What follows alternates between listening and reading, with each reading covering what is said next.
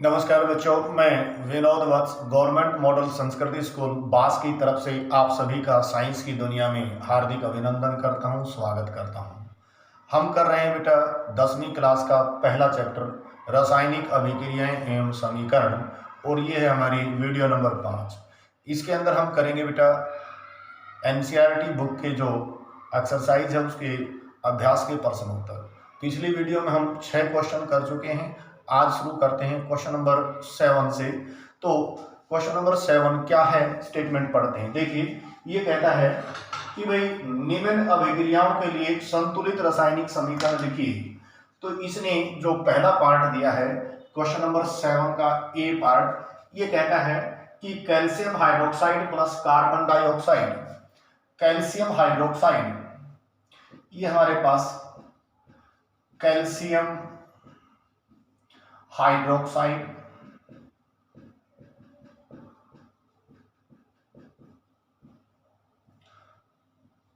Plus carbon dioxide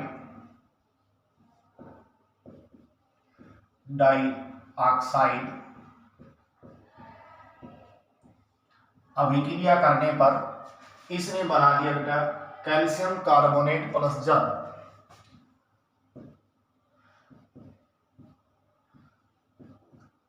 calcium carbonate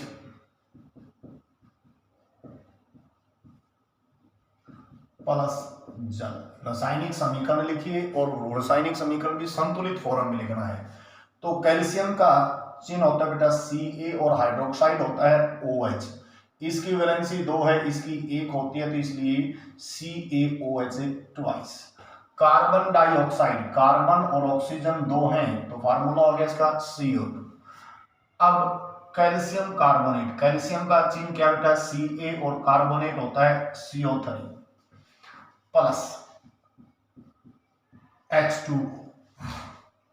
हमने इसको संतुलित करना है। अब देखते हैं बेटा, कैल्शियम 1 है, 1 है, यहाँ पे कार्बन भी इधर 1 है, ऑक्सीजन 2 रे की 2 कितनी है 4, इधर भी कितनी है 3 रे के 4, हाइड्रोजन भी 2 हैं, तो ये संतुलित रासायनिक समीकरण है। तो ये आपको याद रखना पड़ेगा बेटा, कैल्शियम हाइड्रोक्साइड, इसको बुझा हुआ चूना भी कहते हैं। ये कार्बन डाइऑक्साइड, ये क्या बन गया कैल्शियम कार्बोनेट और एक जल बन गया है।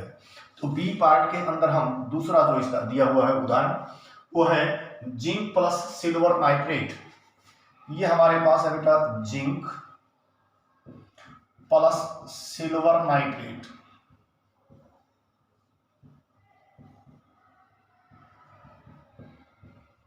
जिंक प्लस सिल्वर नाइट्रेट अभिक्रिया करने पर यह बनाता है zinc nitrate plus silver. Zinc nitrate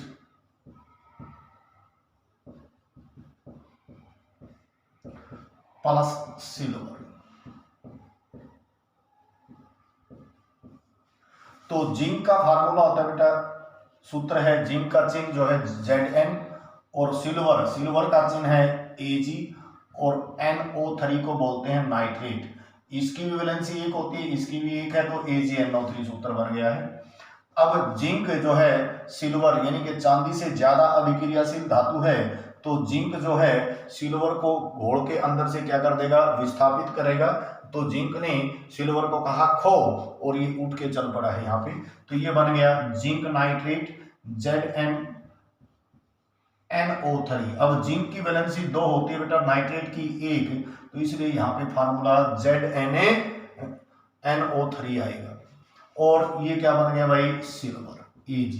अब संतुलित करने के लिए यहाँ पे सीधी सी बात है बेटा, नाइट्रेट इस साइड में कितना है 1 और इस साइड में कितने हैं 2, तो इसके आगे हम क्या लगा देंगे 2 लगा देंगे। अब 2 लगाएंगे तो सिल्वर भी कितने बन गए हैं 2, तो यहाँ भी क्या हो जाएगा 2, तो ये संतुलित रासायनिक समीकरण बन गया है। अब इसका सी पार्ट देखिए,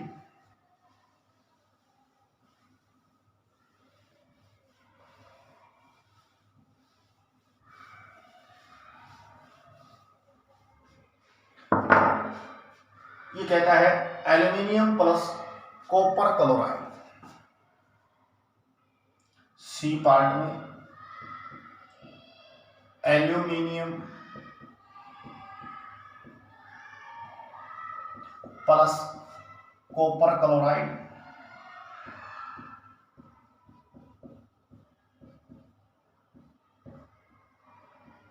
एल्यूमिनियम प्लस कॉपर क्लोराइड, ये जो है बनाता है aluminium chloride plus copper, aluminium chloride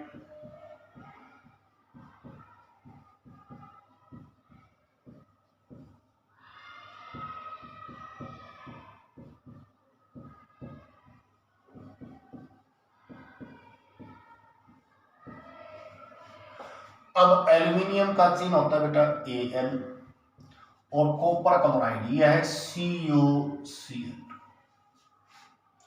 copper की वैलेंसी 2 है यहाँ पे, तो CuCl2 एक होती है तो क्यूप्रस क्लोराइड लिखते हैं, यहाँ पे कॉपर लिखा हुआ है सीधा। अब एल्यूमिनियम क्लोराइड, एल्यूमिनियम की वैलेंसी होती है 3 और क्लोरीन की 1, तो फार्मूला रहेगा AlCl3 और ये आ गया हमारे पास है कॉपर। अब संतुलित करने के लिए यहाँ पे देखिए इधर भी एल्यूमिनियम 1 है, इधर भी 1 है, लेकिन यहाँ पे क्लोरीन कितनी है 2 और इधर क्लोरीन कितनी है 3, तो इसको तो 3 से मल्टीप्लाई कर दें और इसको क्या करेंगे 2 से मल्टीप्लाई कर देंगे। अब एल्यूमिनियम 2 चेंज हो गया, अब कॉपर जो है ये 3 हो गया, तो ये संतुलित रासायनिक समीकरण हो गया है। तो ये किसका formula, aluminium CuCl2 copper chloride, aluminium chloride और क्या बन गया कॉपर बन गया। एल्यूमिनियम जो है कॉपर से ज्यादा क्रियाशील धातु है, तो एल्यूमिनियम जो है कॉपर को विस्थापित कर देगा, ये एक विस्थापन अभिक्रिया का उदाहरण है। डी पार्ट जो है वो क्या कहता है, ये कहता है बेटा बेरियम क्लोराइड पोटासियम सल्फेट के साथ अभिक्रिया करता है। Barium chloride, barium chloride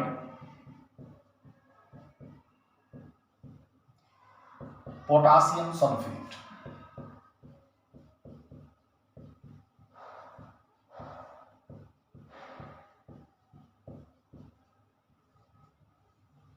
barium chloride potassium sulphate के साथ अभिक्रिया करता है, तो बेरियम सल्फेट प्लस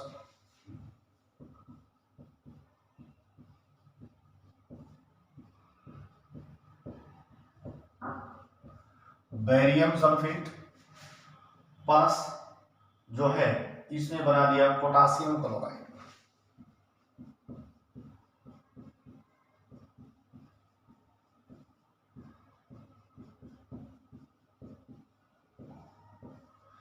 अब बेरियम फार्मूला होता है बेटा, बेरियम का सूत्र जो है Ba इसका चिन्ह है और क्लोरीन का Cl, इसकी वैलेंसी 2 होती है, इसकी 1, तो आर पार गुणा कर दी तो क्लोरीन कितनी हो जाएंगी 2, तो फार्मूला बन गया BaCl2। अब पोटासियम सल्फेट, पोटासियम का चिन्ह होता है बेटा K और सल्फेट होता है SO4। अब सल्फेट की वैलेंसी 2 है, इसकी 1 है, आर पार गुणा की तो पोटासियम के नीचे कितना हो जाएगा 2, तो पोटासियम सल्फेट का सूत्र क्या हो गया K2SO4।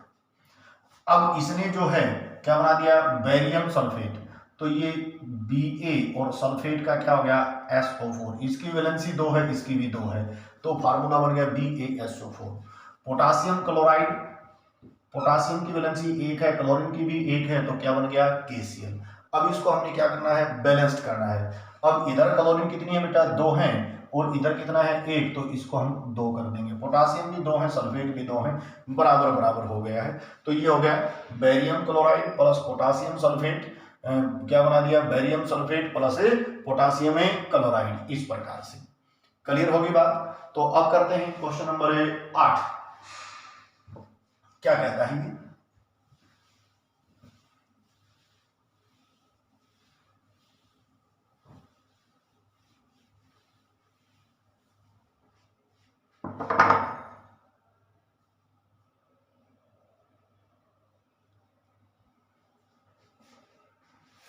अभ्यास का प्रश्न नंबर 8 क्या कहता है, ये कहता है निम्न अभिक्रियाओं के लिए संतुलित रासायनिक समीकरण लिखिए एवं प्रत्येक अभिक्रिया की प्रकार भी बताइए।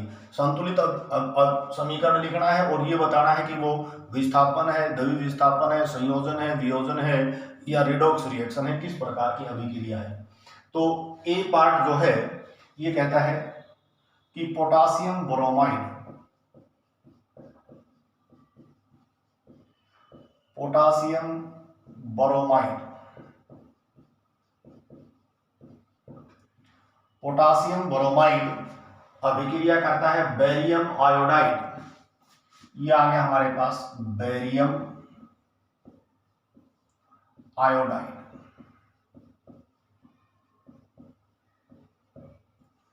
अभिक्रिया करने पर इसने बना दिया बेटा हमारे पास potassium iodide plus barium bromide, potassium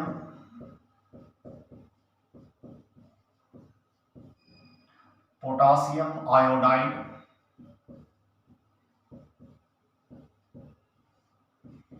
plus barium bromide, barium bromide.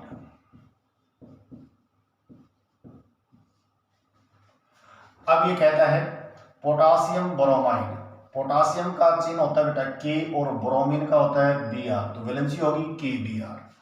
अब बेरियम, ये हमारे पास बेरियम का बेटा Ba और आयोडीन की वैलेंसी 1 है, तो आयोडाइड के लिए I2।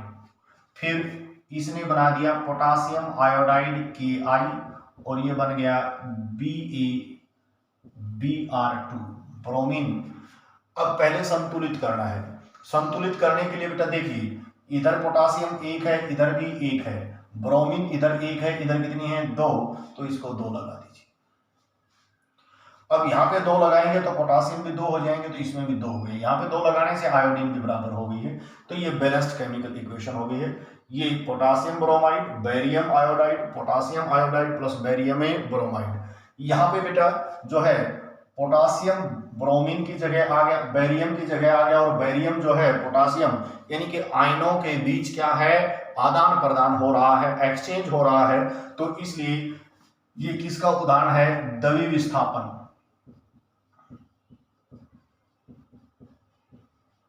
कैसी अभिक्रिया है, द्वितीय विस्थापन अभिक्रिया है।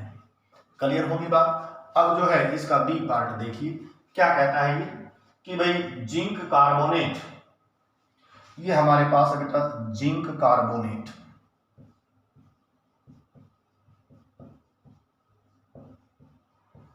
जिंक कार्बोनेट जो है जिंक आयोडाइड और कार्बन डाइऑक्साइड बनाता है। Zinc iodide, zinc iodide plus carbon dioxide, carbon dioxide बनाता है। तो जिंक कार्बोनेट, जिंक का फार्मूला है बेटा Zn और कार्बोनेट CO3, इसकी वैलेंसी भी 2 है, बराबर बराबर। अब इसने बना दिया जिंक, मैंने गलत लिख दी, जिंक ऑक्साइड है, ये क्या बन गया बेटा जिंक ऑक्साइड। ये जिंक और ये ऑक्साइड प्लस क्या बन गया कार्बन डाई ऑक्साइड। बैलेंस करते हैं, ऑक्सीजन 3 है, यहां भी 3 है, बराबर बराबर। तो इसको जब गर्म करते हैं तो गर्म करने पर जिंक कार्बोनेट टूट गया जिंक ऑक्साइड और कार्बन डाइऑक्साइड में। तो किस प्रकार की अभिक्रिया बेटा, ऐसी अभिक्रिया जिसमें एकल अभिकारक 2 या 2 से अधिक उत्पाद बनाता हो, तो ये क्या होगी भाई वियोजन या अपघटन। एक अभिकारक 2 या 2 से अधिक उत्पाद के अंदर टूट रहा है, तो ये कैसी अभिक्रिया होगी, अपघटन या वियोजनिक अभिक्रिया। सी पार्ट देखिए इसका,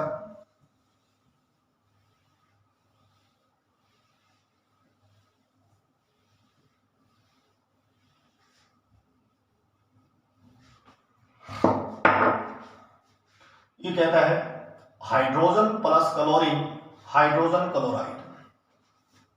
प्रश्न नंबर 8 का सी पार्ट, हाइड्रोजन गैस है प्लस क्लोरीन,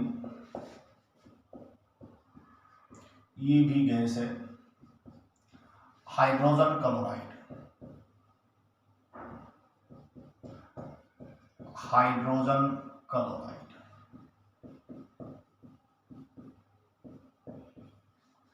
हाइड्रोजन ये है भाई H2, ये है Cl2, ये भी गैस है, ये भी गैस है, और HCl ये भी गैस है। ठीक है, अब जो है संतुलित करते हैं बेटा। हाइड्रोजन 2 है, इधर 1 है, इसको 2 लगा दिया, क्लोरीन भी क्या होगी, संतुलित होगी। अब यहाँ पे 2 अभिकारक जुड़ के एक उत्पाद बन रहा है, तो जोड़ हो गया है, संयोजन अभिक्रिया। कैसी अभिक्रिया है ये, संयोजन। ठीक है, फिर डी पार्ट है। डी पार्ट में ये कहता है बेटा कि भाई मैग्नीशियम प्लस हाइड्रोक्लोरिक अम्ल, मैग्नीशियम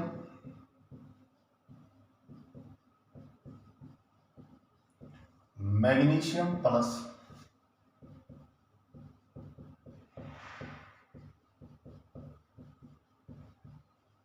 हाइड्रोक्लोरिक अम्ल, ये क्या बनाएगा, इसने बनाया magnesium chloride plus hydrogen,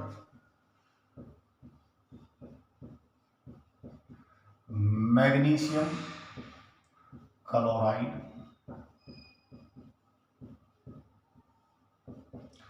plus hydrogen, gas बन गई है। तो फार्मूला लिखते हैं बेटा, मैग्नीशियम Mg, मतलब है महंगी, तो यहाँ पे M बड़ा और फिर G छोटा। ठीक है, ऐसे मत लिख देना Mg, नहीं, मैग्नीशियम महंगे प्लस हाइड्रोक्लोरिक अम्ल HCl, क्या है, हाइड्रोक्लोरिक अम्ल। अब जो है यहाँ पे क्या हो गया, इसने बना दिया महंगे क्लोराइड, मतलब है MgCl2 मैग्नीशियम क्लोराइड, और साथ में क्या निकल गई बेटा, हाइड्रोजन गैस निकल गई है। तो यहाँ पे जो है मैग्नीशियम पहले संतुलित करते हैं, 1 है, तो इधर क्लोरीन 2 आ गए हैं, इसको 2 कर देंगे। ये संतुलित रासायनिक अभिक्रिया, ये ठोस था, ये हमारे पास एक्वस है, और ये क्या बन गया हमारे पास, एक्वस, और ये गैस बन गई, इसने ये बना दिया। अब देखिए बेटा, मैग्नीशियम ने क्या किया, हाइड्रोक्लोरिक में से H प्लस आयन को क्या कर दिया, विस्थापित। अम्ल जो है, धातुएं जो हैं, अम्ल के साथ अभिक्रिया करके हाइड्रोजन गैस मुक्त करती हैं। ये अगले चैप्टर में आएगा हमारे पास। धातुएं अम्ल के साथ अभिक्रिया करके हाइड्रोजन गैस मुक्त करती हैं। तो ये विस्थापित कर रहा है कौन, मैग्नीशियम हाइड्रोजन आयन को विस्थापित कर रहा है, तो इसलिए ये विस्थापन अभिक्रिया है।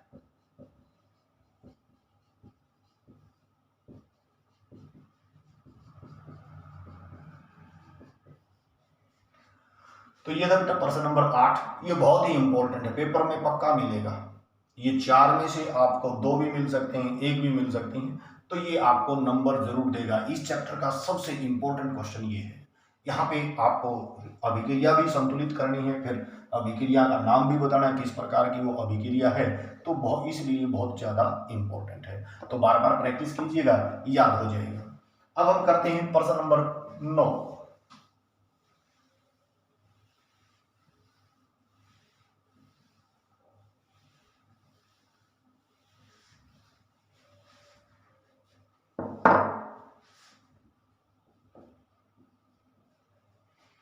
ये कहता है ऊष्मा अक्षेपी व ऊष्मा शोषी अभिक्रिया का क्या अर्थ है, उदाहरण दीजिए।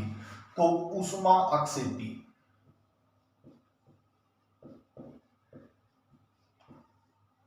अक्षेपी और दूसरा बेटा ऊष्मा शोषी,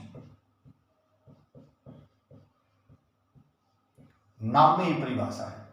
ऊष्मा अक्षेपी अभिक्रिया और ऊष्मा शोषी अभिक्रिया।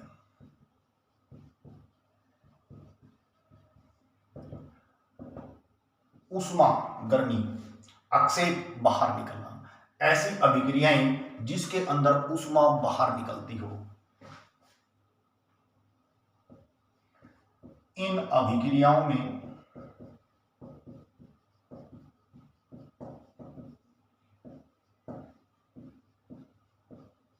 ऊष्मा बाहर निकलती है।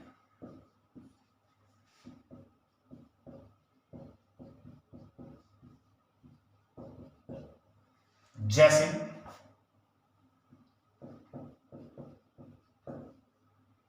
हमने कोयले को जलाया, दहन करने पर क्या बन गया, कार्बन डाइऑक्साइड प्लस में ऊष्मा। तो कोयला जब जलता है या कोई भी ईंधन जलता है तो ऊष्मा क्या होगी बेटा, बाहर निकल गई। तो सभी दहन अभिक्रियाएं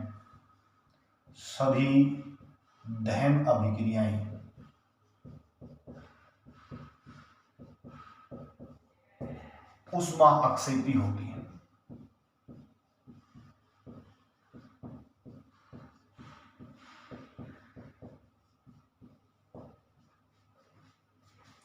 ठीक है बात। ऊष्मा शोषी, जो ऊष्मा को सोख ले, अंदर ले जाए। इन अभिक्रियाओं में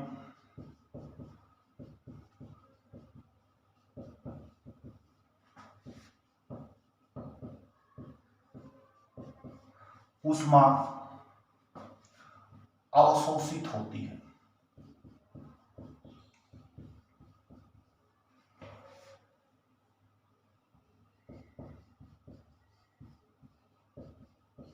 जैसे चूने पत्थर को CaCO3 हमने क्या किया, गर्म कर दिया, तो इधर ये क्या बन गया, CaO प्लस CO। यानी कि इसके अंदर जब तक हम चूने को गर्म नहीं करेंगे वो इसमें नहीं टूटेगा।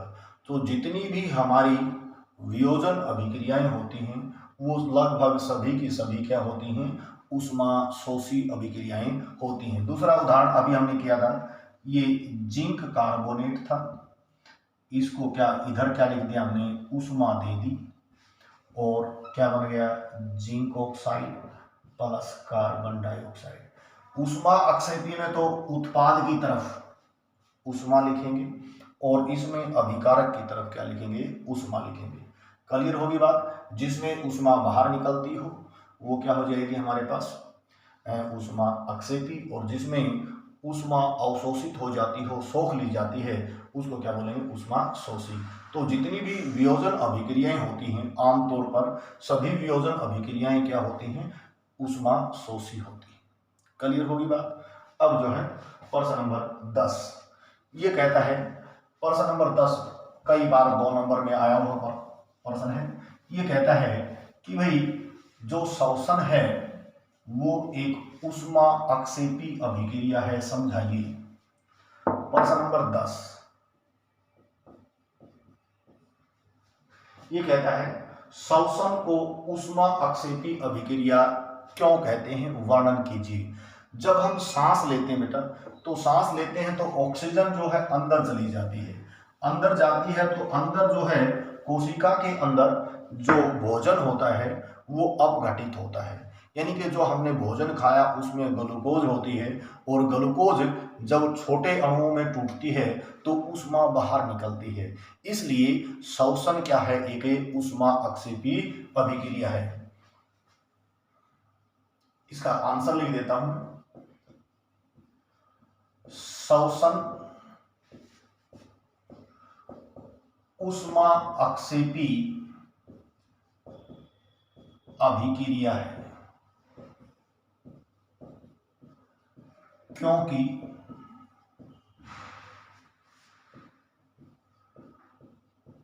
श्वसन के दौरान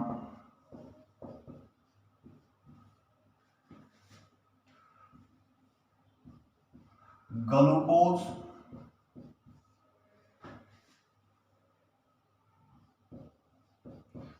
यानी कि भोजन के अणु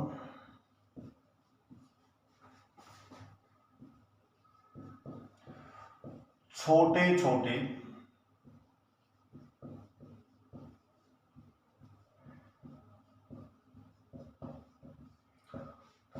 अणुओं में टूटकर कार्बन डाइऑक्साइड व जल बनाते हैं और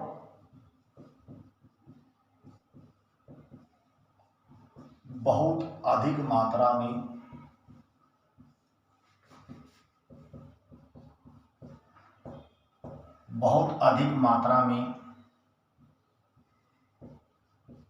ऊष्मा ऊर्जा उत्पन्न करते हैं।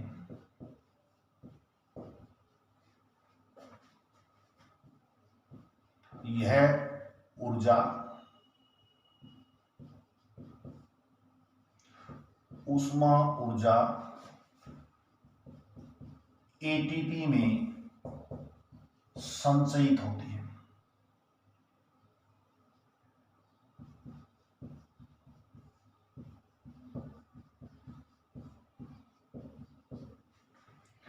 ग्लूकोज फार्मूला बेटा C6H12O6, ये हमारे पास ग्लूकोज का एक अणु है।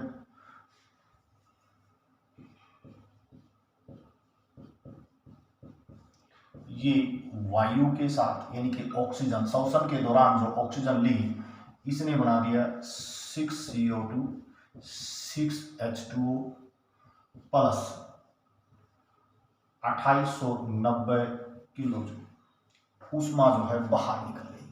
तो यहाँ पे ऊष्मा ऊर्जा, तो यहाँ पे ऑक्सीजन जो है 12 6 18 12 और 6 18 बैलेंस हो गई है। तो श्वसन एक ऊष्मा अक्षेपी अभिक्रिया है, क्योंकि श्वसन के दौरान ग्लूकोज यानी कि भोजन के जो अणु हैं छोटे छोटे अणुओं में टूटकर क्या बनाते हैं, जल और कार्बन डाइऑक्साइड बनाते हैं। और साथ में कितनी ऊर्जा, ग्लूकोज का जब एक अणु टूटता है हमारे शरीर के अंदर, तो उस वक्त कितनी, लगभग 2890 किलो जूल एनर्जी बाहर निकलती है ऊष्मा के रूप में। और ये ऊष्मा ऊर्जा जो है किसमें, एटीपी एडिनोसाइन ट्राइफॉस्फेट्स, ये हमारे शरीर के अंदर ऊर्जा की करेंसी के रूप में इसमें सारी की सारी ऊष्मा ऊर्जा जो है संचित हो जाती है। और जब हमें जरूरत होती है तो ये सप्लाई करता रहता है। तो ये ऊर्जा का बैंक कहते हैं शरीर के अंदर इसको। तो ग्लूकोज तो श्वसन क्या है, एक ऊष्मा अक्षेपी है, क्योंकि श्वसन के दौरान शरीर के अंदर बहुत ज्यादा मात्रा में ऊर्जा उत्पन्न होती है। क्लियर है। प्रश्न नंबर 11,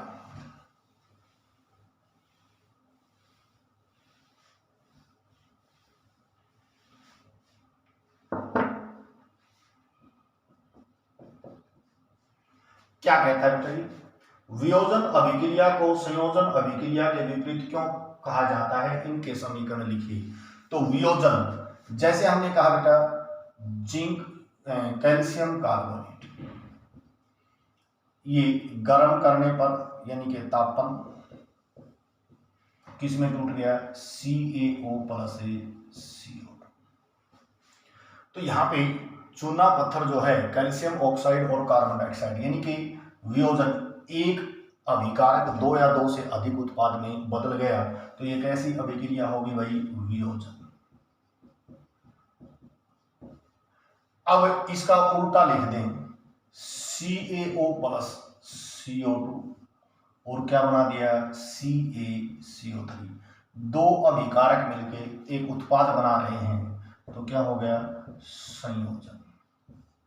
इसलिए वियोजन को संयोजन की विपरीत अभिक्रिया कहा जाता है। क्यों, क्योंकि वियोजन में एक अभिकारक 2 या 2 से अधिक उत्पाद में बदल जाता है, जबकि संयोजन में 2 या 2 से अधिक अभिकारक एक सिंगल उत्पाद में बदल जाते हैं। तो एक दूसरे के लिए विपरीत अभिक्रियाएं होती हैं। अगला जो प्रश्न है,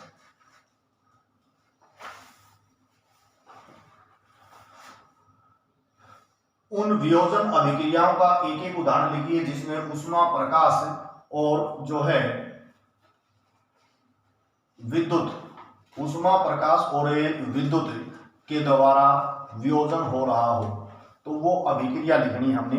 उदाहरण देने हैं बेटा प्रश्न नंबर 12 में, और ये भी प्रश्न जो है कई बार आया हुआ है, बड़ा प्यारा सा क्वेश्चन है।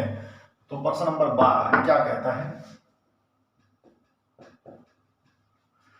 इसने कहा कि भाई उदाहरण देने हमने संयोजन जो वियोजन अभिक्रियाएं हैं, सबसे पहले जहां पे उष्मा ऊर्जा देनी हो तो उष्मा ऊर्जा का एक उदाहरण देना है। तो ये दे दिया हमने CaCO3, इधर हमने उष्मा लिख दी, तो ये टूट गया बेटा किसमें, CaCO3 sorry CaO plus CO। Clear होगी बात। तो यहाँ पे उष्मा के द्वारा ये टूट गया है। दूसरा उदाहरण जो है वियोजन का ही देना है, लेकिन वो किसकी, इलेक्ट्रिसिटी की मदद से। तो इलेक्ट्रिसिटी की मदद से ये हमारे पास जल है बेटा, और यहाँ पे विद्युत धारा गुजारेंगे, तो ये किस में टूट जाएगा, हाइड्रोजन और ऑक्सीजन में। तो इसके दो अणु टूट गए, तो ये हाइड्रोजन और ऑक्सीजन में टूट गया है। ये भी गैस है, ये भी गैस है, ये द्रव है। तो ये किसके द्वारा वियोजन हो रहा है बेटा, विद्युत धारा के द्वारा। तो इसलिए विद्युत अपघटनी बोलते हैं इसको। ये उष्मा के द्वारा हो रहा है, तो उष्मा अपघटन यानी कि तापन अपघटन है। और तीसरा ये उदाहरण कहता है प्रकाश। तो प्रकाश के द्वारा ये हमारे पास AgBr सूर्य का प्रकाश,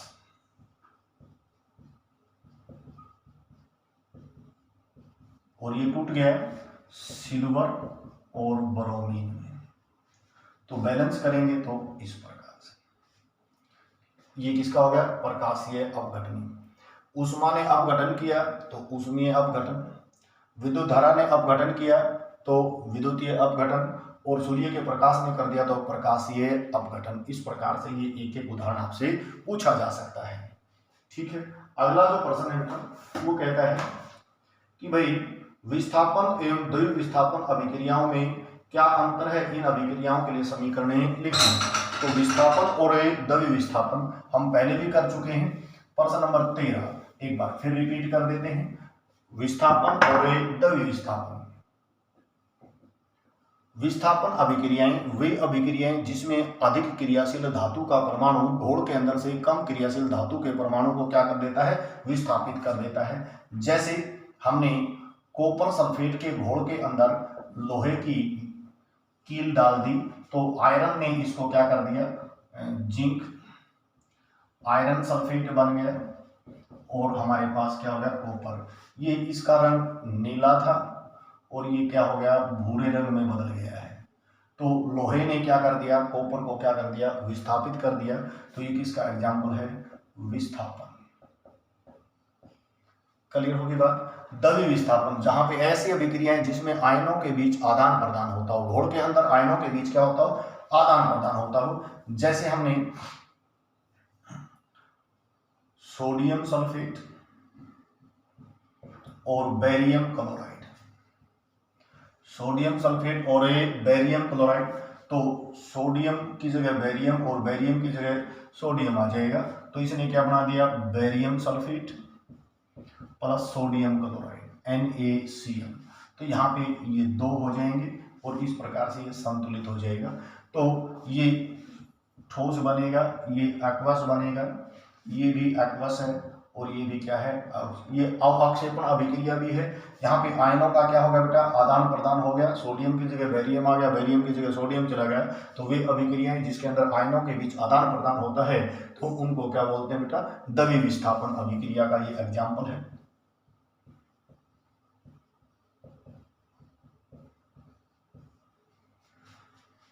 अगला जो प्रश्न है वो कहता है सिल्वर के शोधन में सिल्वर नाइट्रेट के विलयन से सिल्वर प्राप्त करने के लिए कॉपर धातु द्वारा विस्थापन किया जाता है, इसका समीकरण लिखिए। प्रश्न नंबर 14 ये कहता है कि सिल्वर के शोधन में सिल्वर नाइट्रेट का घोल है, सिल्वर का चिन्ह होता है बेटा Ag और नाइट्रेट होता है NO3। इसके अंदर जब हम कॉपर का मतलब तांबे का टुकड़ा डाल दिया, तो कॉपर जो है सिल्वर से अधिक क्रियाशील होता है, तो ये इसको विस्थापित कर देगा। तो ये क्या बनाएगा, कॉपर नाइट्रेट, इसके दो आएगी वैलेंसी, और ये सिल्वर बैलेंस करेंगे तो ये दो हैं और ये भी कितने हो जाएंगे 2। तो ये बन गया बेटा सिल्वर नाइट्रेट, ये कॉपर, कॉपर नाइट्रेट और क्या बन गया सिल्वर। ये इसकी रासायनिक समीकरण है। अवक्षेपण अभिक्रिया से आप क्या समझते हैं, उदाहरण देके बताइए। अवक्षेपण अभिक्रियाएं वे अभिक्रियाएं जिसके अंदर अघुलनशील अवक्षेप बनते हैं, और जो द्रव्य विस्थापन अभिक्रियाएं हैं वो अवक्षेपण अभिक्रिया का भी एक उदाहरण होते हैं। सोडियम सल्फेट, बेरियम क्लोराइड, और ये बेरियम सल्फेट और ये सॉलिड लिख दिया हमने, और इसके नीचे तीर का निशान नीचे दे देंगे, ये बन गया हमारे पास अवक्षेप। तो ये प्रश्न नंबर 15 का उदाहरण है। प्रश्न नंबर 16, ऑक्सीजन के योग और ह्रास के आधार पर निम्न पदों की व्याख्या कीजिए और प्रत्येक के लिए उदाहरण दीजिए। उपचयन, किसी भी पदार्थ के अंदर से ऑक्सीजन की वृद्धि होना उपचयन कहलाता है। तो उदाहरण के लिए किसी के अंदर भी क्या करेंगे बेटा ऑक्सीजन। अब हमारे पास क्या हो गया प्रश्न नंबर 16, उपचयन। मान लीजिए मैंने कार्बन प्लस ऑक्सीजन, और ये क्या बन गया बेटा कार्बन डाइऑक्साइड। तो ये क्या हो गया उपचयन, ऑक्सीजन की वृद्धि बढ़ रही है। अब यदि हम जिंक ऑक्साइड है और कार्बन ले लें तो क्या बन जाएगा जिंक प्लस कार्बन मोनोऑक्साइड। यहाँ पे ऑक्सीजन का ह्रास हो रहा है, कमी हो रही है, तो ये क्या हो गया अपचयन। क्लियर है। एक भूरे रंग का चमकदार तत्व एक्स को वायु की उपस्थिति में, प्रश्न नंबर 17 क्या कहता है, देखिए बेटा।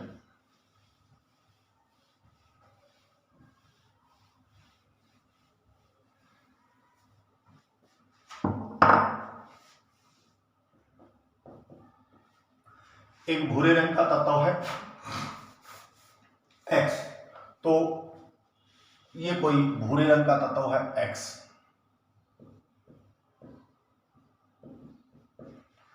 ये कहता है वायु की उपस्थिति में गर्म करने पर यह, यानी कि जब इसको वायु ऑक्सीजन के साथ गर्म किया तो यहाँ पे एक काले रंग का तत्व बना दिया इसने। क्या बनाया, इसका रंग क्या हो गया काले रंग,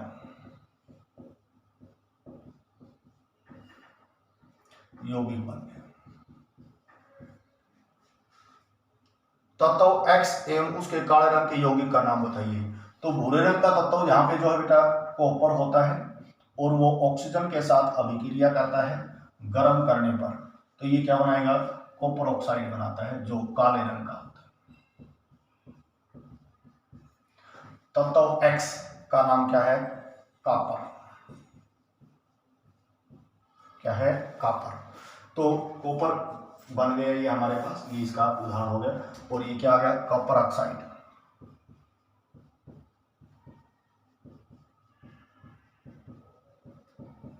कॉपर ऑक्साइड बन गया है। लोहे की वस्तुओं को हम पेंट क्यों करते हैं, उन्हें जंग लगने से बचाने के लिए। लोहे को पेंट क्यों करते बेटा, क्योंकि लोहे को जंग लग जाता है, संक्षारण को रोकने के लिए। तेल युक्त एवं वसायुक्त खाद्य पदार्थों को नाइट्रोजन से प्रभावित क्यों किया जाता है, यानी कि कुरकुरे चिप्स के जो पैकेट्स हैं उनके अंदर नाइट्रोजन गैस भरी जाती है ताकि वो खराब ना हो, उनका ऑक्सीकरण ना हो, उनके अंदर विकृत गंधिता उत्पन्न ना हो।